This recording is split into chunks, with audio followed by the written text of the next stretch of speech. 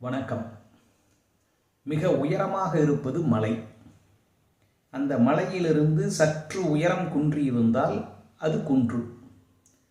குன்று என்று சொன்னாலும் அது தரைமட்டத்திலிருந்து உயரத்திலே இருக்கும். சற்று முயன்றால் நாம் குன்றினை ஏறிவிடலாம்.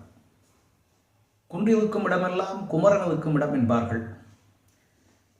மக்கள் சற்று மேலே ஏறி வழிபட வேண்டும் என்பதற்காக குன்றுதோறும் குமரனுக்கு கோவில் கட்டி வைத்திருப்பது பழைய மரபு. அந்த குன்று தரையிலே இருந்து பார்ப்பவர்களுக்கு எளிதாக கண்ணுக்கு தெரியும். அதனுடைய உயர்வு அதை மற்றவர்களுக்கு காட்டும். மானத்தோடு வாழக்கூடியவர்கள்,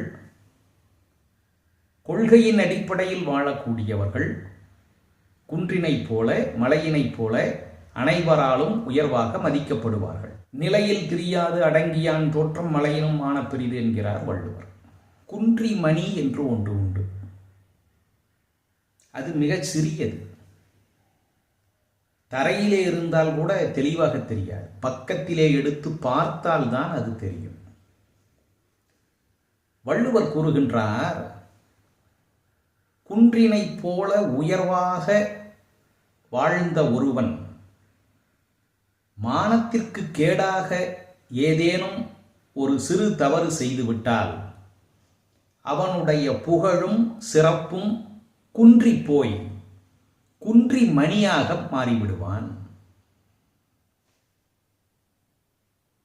எல்லோராலும் போற்றப்பட்டவன் எவராலும் கண்டுகொள்ளப்படாமல் தூற்றப்படுபவனாக மாறிவிடுவான்.